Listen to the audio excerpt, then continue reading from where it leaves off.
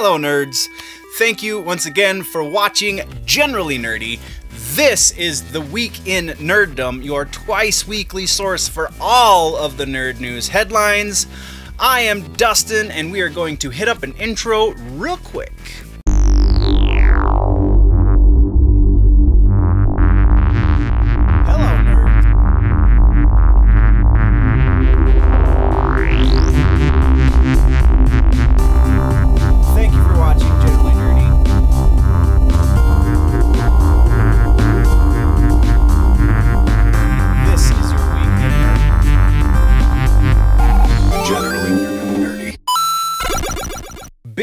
Big show today, so we're just gonna jump right into the news, and we're gonna start with music news.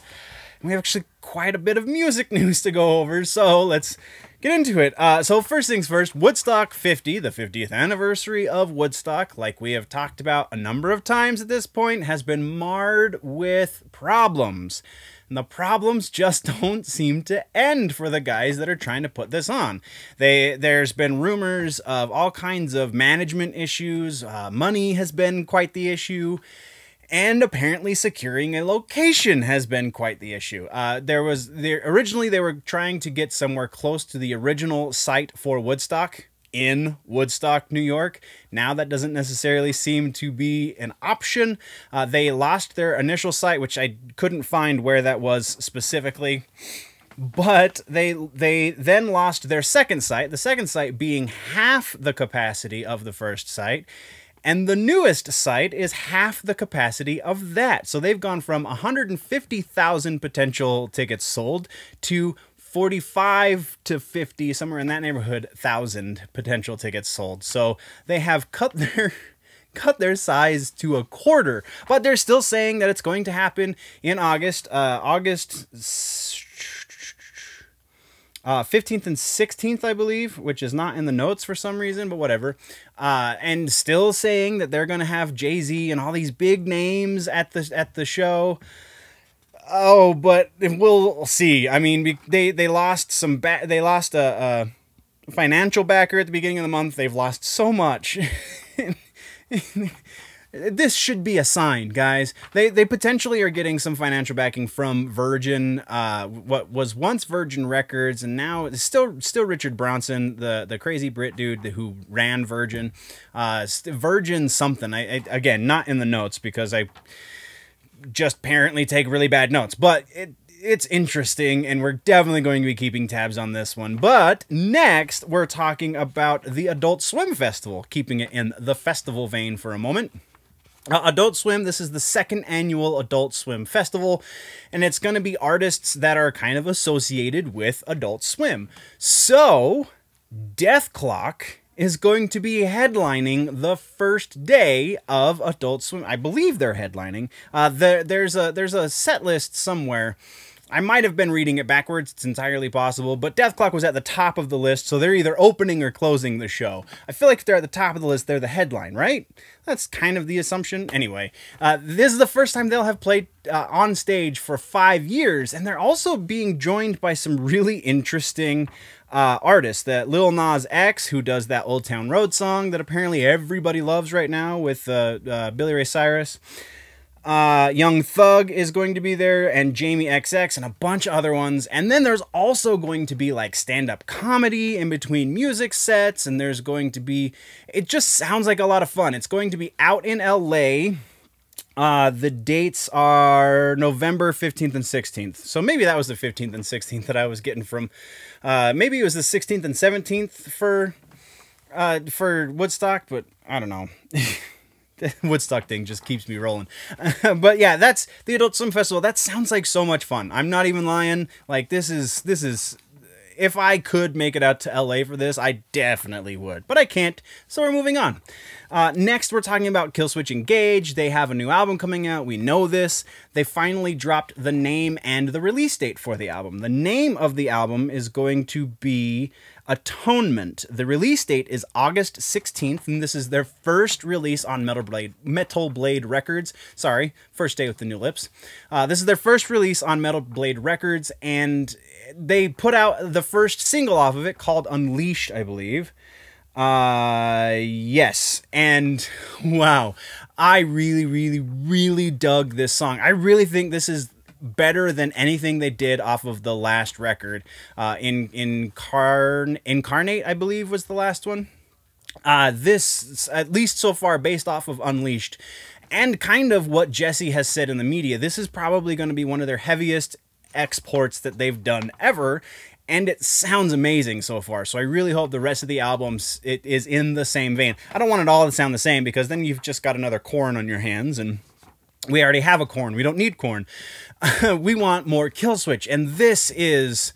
like, they kind of go back and forth between being like super brutal heavy, and then they've been getting a little bit lighter and a little bit lighter, and then they switched vocalists, and then they got super brutal heavy again, and then they got a little bit lighter and a little bit lighter, and now they're going super brutal heavy again. It's so cool. It's so cool. Definitely check it out. You'll find a link to the video, or the video. It's just an audio with a cool visualizer on it. It's down in the description though.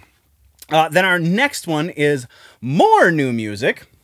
This one coming from Queens of the Stone Age. They just announced, they've been working on, we kind of have sort of known that, but this is kind of an official announcement that they're working on new music, and for that new music, they are going to be featuring, go figure, Dave Grohl, who has already done some drum tracks. But all of this is coming from Billy Gibbons, of all places, because apparently Billy Gibbons is going to be on the record. Sounds like he's just doing one song. It might have been two. He was kind of not super clear with the details, but yeah, that's Queens of the Stone Age with Billy Gibbons. I mean, freaking come on. That's amazing. Josh Homme is one of the better rock and roll songwriters of the current generation. It's incredible. And then Billy Gibbons, one of the greatest guitar players ever. Yes, please. Yes, please. Next, we're talking about more new music. Lamb of God. Mark Morton has made it clear. He has made the official announcement that, yes, they are, in fact, working on a new record. No release date, no anything else to announce, just that they're putting a lot of themselves into this, whatever that means. I'm hoping this is the kind of jump that Wrath was over Sacrament, because Wrath is potentially one of my favorite Lamb of God records, short of the first two, obviously. But that was just such a giant leap from Sacrament, whereas Sacrament was more like Palaces 2.0. Wrath was the same band actually evolving. And then Strum and Drang was a little bit of evolution because Randy's experimenting with new kinds of vocals. So I'm hoping that this new record that they have begun writing is more of that same experimentation. And then our last bit of music news, I told you there was a lot. Our last piece of music news comes from a different kind of band than we normally talk about. I know I've brought up like Coulter Wall and Tyler Childers and stuff like that. And this is a band along those lines, the Dead South. They have just announced that the release date of their new record, which they have been working on for a while, the release date is October 11th. It will be called Sugar and Joy, and they also have released their first single from the record, and the single is called... oh, apparently I didn't write that down either. But the link to the video is in the description, and it is a proper video this time. If you like this new rebel, bluesy kind of country movement, these guys are actually a little more folksy than rebel, but still fantastic. The Dead South are amazing, even though they're from Canada, aka Socialist America. So yeah, definitely worth a look if you like that kind of rootsy Americana sound. Let's talk TV news. First, in TV news, we have some potential casting announcements for The Stand that is going to be available on the CBS All Access app. And if you don't have it already, there's a couple of reasons to get it, not the least of which is that very interesting thing that we just got that was kind of sort of pretending to be the Twilight Zone, which at times very much was the Twilight Zone, but at other times was really just a ridiculous Hollywood liberal narrative. But we're not going to get into conspiracy theories. There was some legit programming in that Twilight Zone, the Jordan Peele Twilight Zone, and honestly, they just got renewed for a second season. Hopefully we get less politics and more Rod Serling. That's all I'm saying. Anyway, so The Stand, James Marsden and Amber Heard are both apparently in deep negotiations to star in The Stand. Marsden is apparently going to be playing Stu Redman, and Amber Heard will be Nadine Cross. Also, among other names that are being considered for casting are Whoopi Goldberg to potentially play Mother Abigail. Very interesting. There's a lot more casting. Those were just the most interesting of the lot because those are really big names to be doing what effectively equates to modern television. You don't really see them doing modern television except for maybe Whoopi, but that doesn't necessarily count because it's a talk show. Anyway, so yeah, that's what we've got there. Next is Star Trek. We have a little bit of an update from Alex Kurtzman about the Nickelodeon animated series that we've talked about previously on the show. This animated series, according to Kurtzman, is going to be very cinematic, and actually the animation style is going to be CG, unlike the Lower Decks show that is going to, what sounds like, go to Adult Swim and not to Nickelodeon. Lower Decks is going to be more adult-oriented and is going to be hand-drawn style, whereas this untitled Nickelodeon series is going to be CGI. And he says that the animation so far from what he's seen is on par with anything you could have seen in Love, Death, and Robots on Netflix. So that sounds incredible. I'm a bit of a Trekkie, I'm not gonna lie, and that sounds friggin' fantastic. Now, because this is geared towards kids, who knows if it's going to hit its mark. Kurtzman sounds very enthusiastic, but kids are kind of a fickle group of people when it comes to things like cinematography and stuff. That doesn't necessarily pan out, but this is the revitalization of Nickelodeon, so maybe they have a better idea than I do because they're getting paid millions of dollars to do it. So hopefully this one catches on and we get quite a few seasons of it. Next up, we have some updates about Harley Quinn. Actually, this is more of an update about San Diego Comic-Con, but we're going to specifically refer to Quinn as part of the San Diego Comic-Con programming.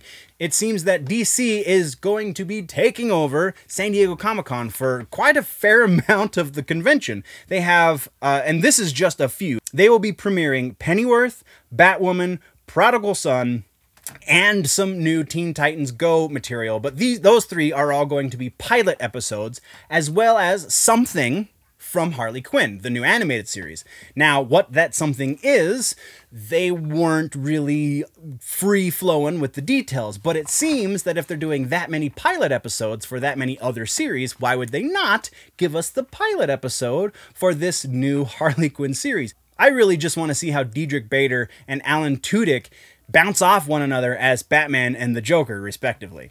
And then, rounding off our TV news, we have some Walking Dead rumors, not necessarily about the series, but about the awards season, which we are about to get into. Gold Derby is a website that does all kinds of speculation and analysis about the Emmys, and their prediction is that The Walking Dead is going to see its first acting nomination in Samantha Morton for her portrayal of Alpha in the series, and I feel like they probably could have been nominated a number of times before because Andrew Lincoln was kind of brilliant for a very long time, but, you know, whatever, they'll be making up for it now.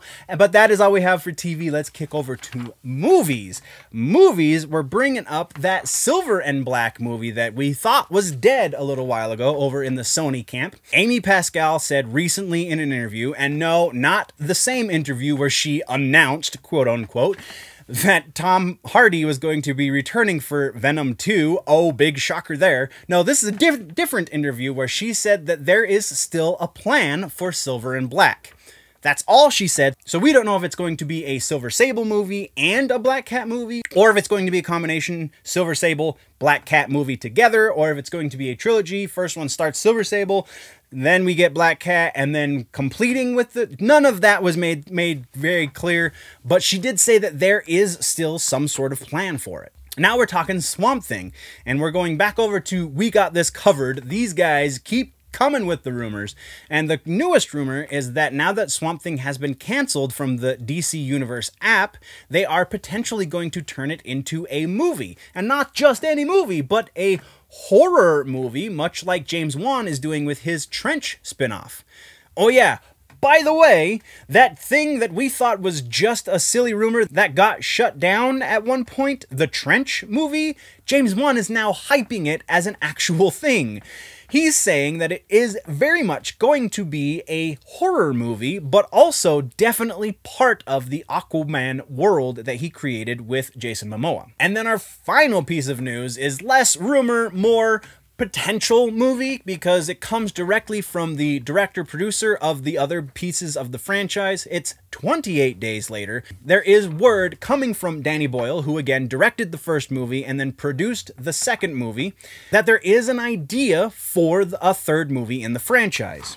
He and co-producer Alex Garland have been talking about it and working it out for the last little while, according to him, but they are both very much entrenched in their own other projects, so it very well could just be talk.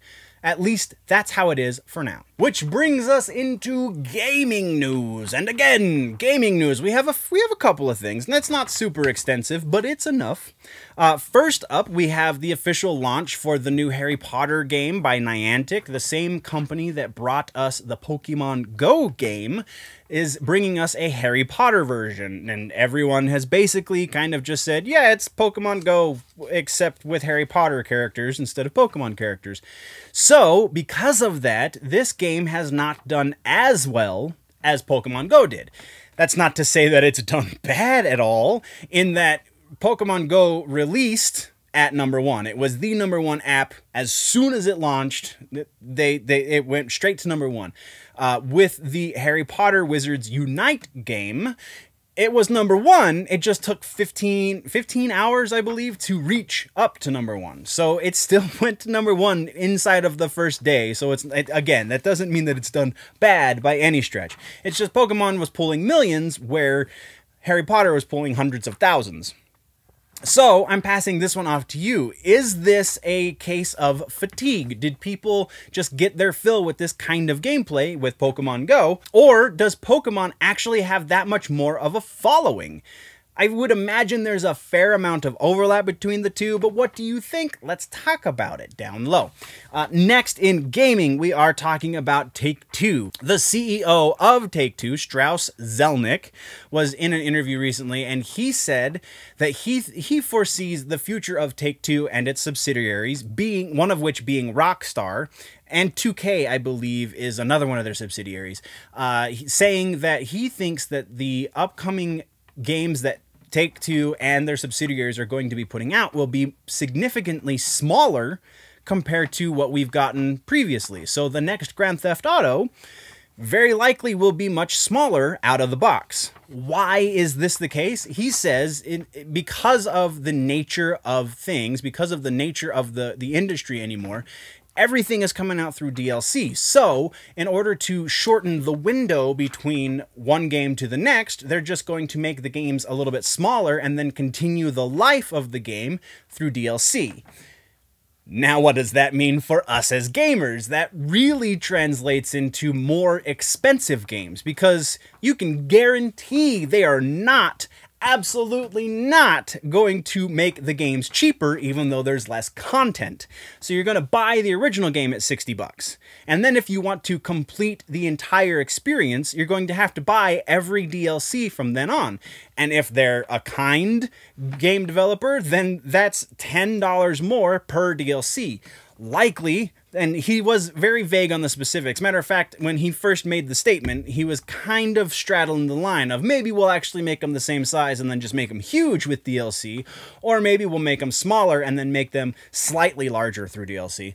That was kind of the line he was straddling, but then later in the interview, he said he wants to shorten that window between games, which the only way to do that really is to make smaller games. So if they are benevolent, they will be approximately $10 in that range. So what does that mean? Likely, a game will have 3 to 4 expansions. A game, let's use Grand Theft Auto as our example. So a game like Grand Theft Auto will have somewhere in the neighborhood of 3 to 4 expansions in order to make it about the same, if not slightly larger, than what we got in Grand Theft Auto 5. Yeah, in Grand Theft Auto 5. So that means if they're $10 each, that's another $40 in order to play the complete game, which means you're spending $100 where you once spent $60.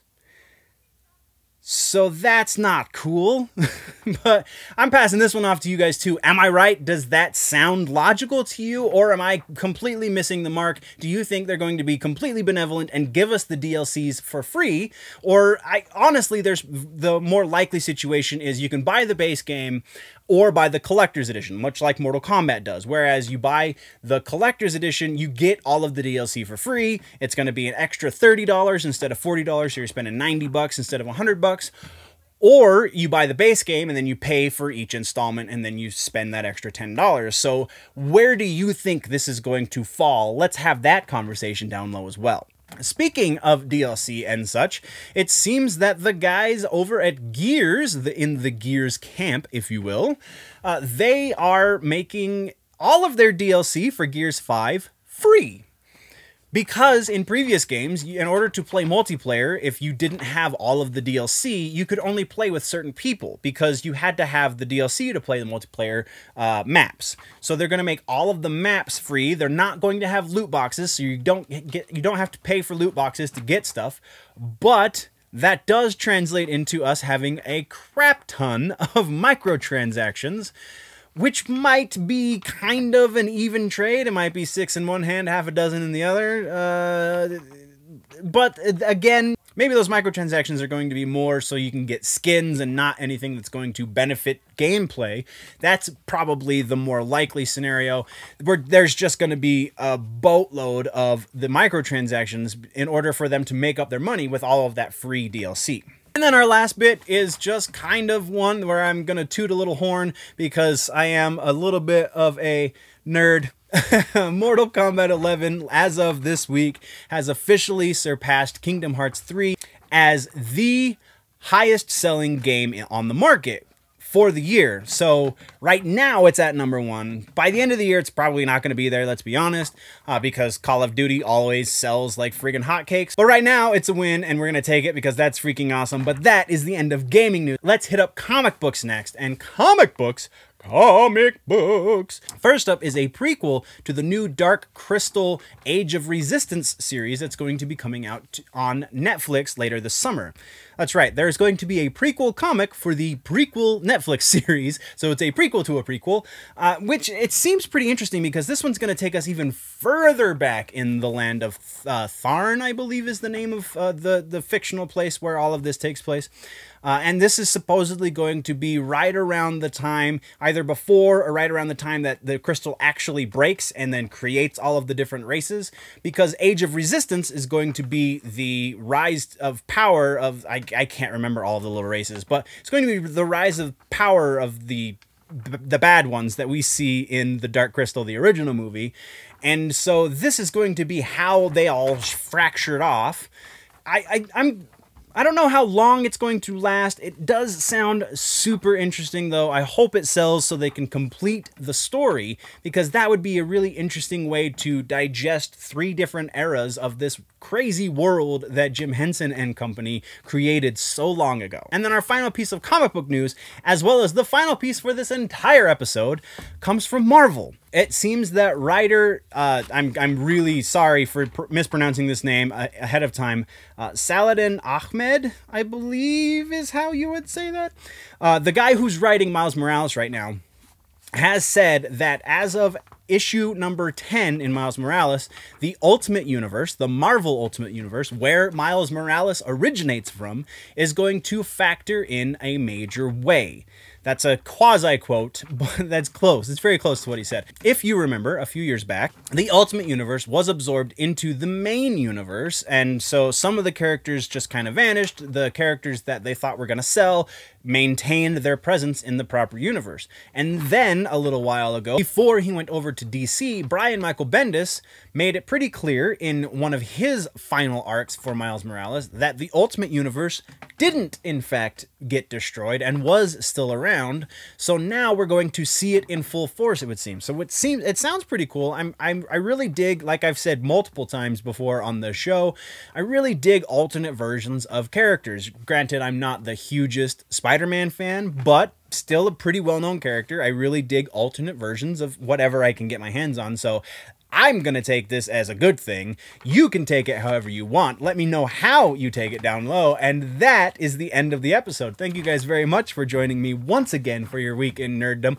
What did I miss? What should we talk about in the next episode? Let me know in the comments down low. If, though, you want to go deeper into the conversation, then jump over to the website, generallynerdy.net. That is the place that you can go get all of the things and all of the links to all of the other things, some of which are also linked down in the description, so go check that out for the social medias and the Patreon, or go straight to patreon.com/generallynerdy to get to the Patreon directly.